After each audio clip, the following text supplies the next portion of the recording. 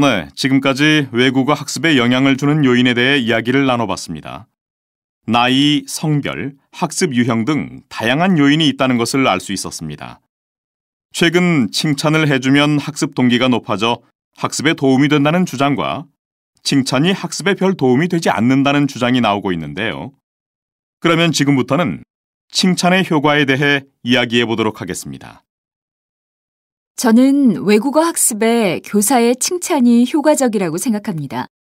우리가 외국어를 배울 때는 모국어를 배울 때와 달리 자신감을 잃어버리기 쉽습니다.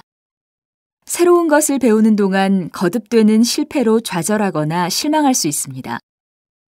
그래서 실패했을 때는 다음에는 더 잘할 수 있다고 격려해 주는 것이 필요합니다. 그러면 학생은 실패를 거울 삼아 다시 한번 도전하려고 할 것입니다. 칭찬은 고래도 춤추게 한다는 말이 있지요. 야생 돌고래를 훈련시킬 때 조련사는 과제를 성공할 때마다 칭찬을 해줍니다. 돌고래에게 해주는 칭찬과 격려는 먹이보다 더 효과를 보인다고 합니다. 저는 무조건 칭찬을 많이 하는 것은 문제가 있다고 생각합니다. 실제로 제가 외국어를 배울 때 이런 경험이 있었는데요. 저희 선생님은 학생이 틀린 대답을 했을 때도 좋습니다, 잘했어요 라며 항상 칭찬을 해줬습니다. 그런 일이 반복되다 보니 전 선생님의 칭찬이 진짜 나를 칭찬하는 게 아니라 습관이 아닐까 하는 의심을 하게 되었고, 나중에는 잘했다는 말을 들어도 습관이 돼서 아무 느낌도 받지 못하게 되었습니다. 이런 걸 보면 아까 말씀하신 것과는 달리 칭찬이 별 효과가 없는 것 아닙니까? 제 말씀은 칭찬을 습관적으로 해줘야 한다는 것이 아니었습니다. 성공하지도 않았는데 말끝마다 잘한다고 칭찬해 줄 것까지야 없겠죠. 제 말은 칭찬을 해주려면 학생이 성취를 보였을 때 그것을 격려하기 위해 칭찬을 해야 효과적이라는 것입니다.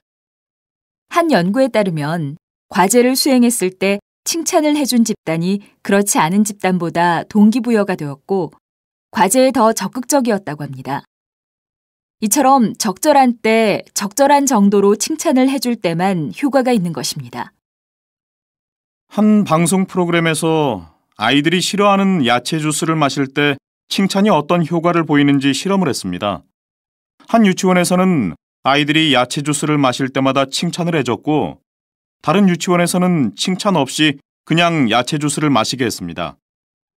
그리고 일주일이 지난 실험 마지막 날, 칭찬을 해줬던 유치원에서는 칭찬을 하지 않고 야채 주스를 마시게 했습니다. 그랬더니 아이들은 실망한 표정이었고, 칭찬을 해주었을 때보다 훨씬 적은 양의 주스를 마셨습니다.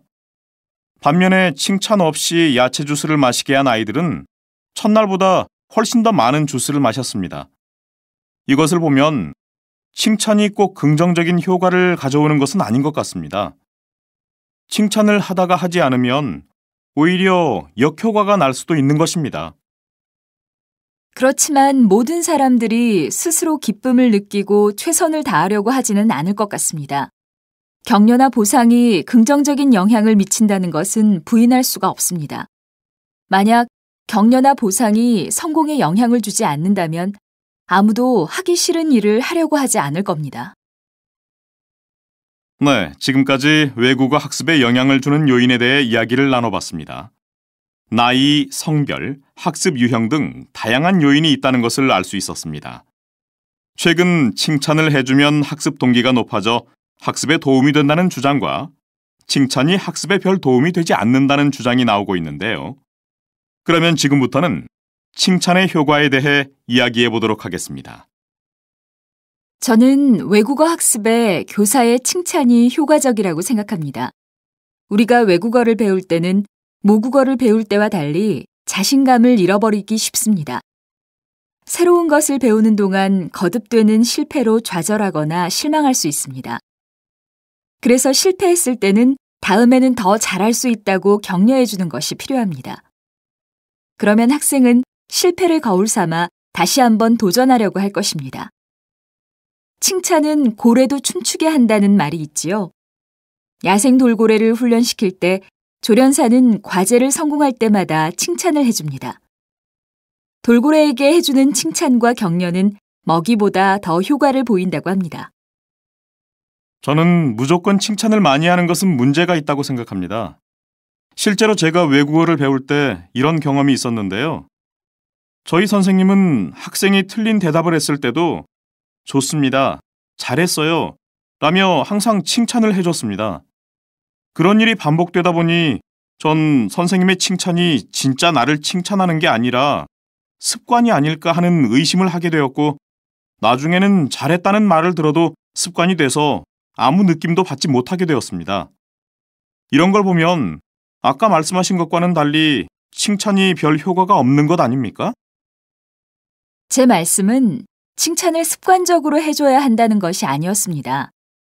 성공하지도 않았는데 말끝마다 잘한다고 칭찬해 줄 것까지야 없겠죠. 제 말은 칭찬을 해주려면 학생이 성취를 보였을 때 그것을 격려하기 위해 칭찬을 해야 효과적이라는 것입니다. 한 연구에 따르면 과제를 수행했을 때 칭찬을 해준 집단이 그렇지 않은 집단보다 동기부여가 되었고 과제에 더 적극적이었다고 합니다. 이처럼 적절한 때 적절한 정도로 칭찬을 해줄 때만 효과가 있는 것입니다. 한 방송 프로그램에서 아이들이 싫어하는 야채 주스를 마실 때 칭찬이 어떤 효과를 보이는지 실험을 했습니다. 한 유치원에서는 아이들이 야채 주스를 마실 때마다 칭찬을 해줬고, 다른 유치원에서는 칭찬 없이 그냥 야채 주스를 마시게 했습니다. 그리고 일주일이 지난 실험 마지막 날, 칭찬을 해줬던 유치원에서는 칭찬을 하지 않고 야채 주스를 마시게 했습니다. 그랬더니 아이들은 실망한 표정이었고, 칭찬을 해주었을 때보다 훨씬 적은 양의 주스를 마셨습니다. 반면에 칭찬 없이 야채 주스를 마시게 한 아이들은 첫날보다 훨씬 더 많은 주스를 마셨습니다. 이것을 보면 칭찬이 꼭 긍정적인 효과를 가져오는 것은 아닌 것 같습니다. 칭찬을 하다가 하지 않으면 오히려 역효과가 날 수도 있는 것입니다. 그렇지만 모든 사람들이 스스로 기쁨을 느끼고 최선을 다하려고 하지는 않을 것 같습니다. 격려나 보상이 긍정적인 영향을 미친다는 것은 부인할 수가 없습니다. 만약 격려나 보상이 성공에 영향을 주지 않는다면 아무도 하기 싫은 일을 하려고 하지 않을 겁니다. 선생님, 요즘 한국어를 공부하면서 어려운 점이 있어요. 저는 문법이나 단어를 공부하는 걸 좋아하는데요. 교실에서는 배운 단어나 문법을 다 이해하지만 막상 한국 사람들하고 대화하려 치면 공부한 단어나 문법이 나와도 잘 모르는 경우가 많아요. 또 신문을 읽을 때 하나라도 모르는 단어나 문법이 나오면 내용을 이해하는 게 너무 어렵고요. 6급이나 됐는데 아직도 한국어 실력이 부족한 것 같아 실망스러워요. 실망스러워할 것까지는 없어요. 줄리앙 씨는 열심히 공부한 만큼 효과가 없어서 걱정을 하고 있군요. 자신의 학습 유형을 알고 자신에게 맞는 학습 방법을 찾으면 더 큰 효과를 볼 수 있어요. 줄리앙 씨, 사람을 처음 만났을 때 이름을 기억하는 편인가요? 얼굴을 기억하는 편인가요? 전 얼굴보다는 이름을 기억하는 편이에요. 그래서 이름을 알더라도 막상 그 사람 얼굴을 떠올리려면 기억이 나지 않는 경우가 많아요. 선생님이 말로만 설명하는 것을 잘 이해하는 편인가요? 아니면 예나 그림을 보여줄 때 더 이해가 잘 되는 편인가요? 선생님이 말로 설명하셔도 잘 이해할 수 있어요. 마지막으로 선다형 시험을 좋아하나요? 주관식 시험을 더 좋아하나요? 전 주관식 시험은 정말 못 보겠어요. 너무 부담스럽고 주관식 시험 문제를 보면 무슨 말을 써야 할지 겁부터 나요. 줄리앙 씨는 좌뇌형 학습자인 것 같네요. 사물을 인식하는 방법에 따라 크게 좌뇌형 학습자와 우뇌형 학습자로 나눌 수 있어요. 좌뇌형 학습자는 단어나 문법을 이해하는 능력이 뛰어나고 전체보다는 부분을 잘 파악하는 편이며 논리적이고 분석적인 특성을 가졌지요. 그래서 좌뇌형 학습자는 문제나 내용을 분석한 뒤 자신의 말로 설명하거나 전체 내용을 부분으로 나누어 재구성해 공부하는 것이 효과적이에요. 반면 우뇌형 학습자는 단어 하나하나의 의미보다는 대화의 전체적인 흐름이나 내용을 파악하는 능력이 뛰어나요. 부분보다는 전체를 잘 파악하고 직감적이며 이미지에 의존하는 편이고요. 그래서 운회형 학습자는 내용을 그림과 같은 이미지로 바꿔서 기억하거나 몸의 움직임을 활용해서 공부하면 좋아요. 제가 단어나 문법을 공부하는 걸 좋아하는 이유가 있었네요. 그럼 저 같은 좌뇌형 학습자는 어떤 방법으로 공부하면 좋을까요? 누구나 외국어를 공부할 때는 단어나 문법에 신경 쓸 수밖에 없을 거예요. 하지만 사람들의 말을 들을 때 하나하나의 단어나 문법에 지나치게 신경 쓰지 말고 덩어리로 내용을 떠올려 보세요. 좌뇌형 학습자는 분석하고 분류하는 것을 잘하니까 부분적으로 이해하고 나서 퍼즐을 맞추듯이 전체 내용을 하나로 맞춘다고 생각해 보세요. 그렇게 책을 읽거나 뉴스를 들을 때 줄리앙 씨가 얻은 정보를 분석하고 분류하고 다시 종합하면서 전체적인 내용을 이해하면 읽기나 듣기를 더 잘할 수 있을 거예요. 네, 선생님 말씀대로 한번 해볼게요. 감사합니다. 선생님, 요즘 한국어를 공부하면서 어려운 점이 있어요. 저는 문법이나 단어를 공부하는 걸 좋아하는데요. 교실에서는 배운 단어나 문법을 다 이해하지만 막상 한국 사람들하고 대화하려 치면 공부한 단어나 문법이 나와도 잘 모르는 경우가 많아요. 또 신문을 읽을 때 하나라도 모르는 단어나 문법이 나오면 내용을 이해하는 게 너무 어렵고요. 6급이나 됐는데 아직도 한국어 실력이 부족한 것 같아 실망스러워요. 실망스러워할 것까지는 없어요. 줄리앙 씨는 열심히 공부한 만큼 효과가 없어서 걱정을 하고 있군요. 자신의 학습 유형을 알고 자신에게 맞는 학습 방법을 찾으면 더 큰 효과를 볼 수 있어요. 줄리앙 씨, 사람을 처음 만났을 때 이름을 기억하는 편인가요? 얼굴을 기억하는 편인가요? 전 얼굴보다는 이름을 기억하는 편이에요. 그래서 이름을 알더라도 막상 그 사람 얼굴을 떠올리려면 기억이 나지 않는 경우가 많아요. 선생님이 말로만 설명하는 것을 잘 이해하는 편인가요? 아니면 예나 그림을 보여줄 때 더 이해가 잘 되는 편인가요? 선생님이 말로 설명하셔도 잘 이해할 수 있어요. 마지막으로 선다형 시험을 좋아하나요? 주관식 시험을 더 좋아하나요?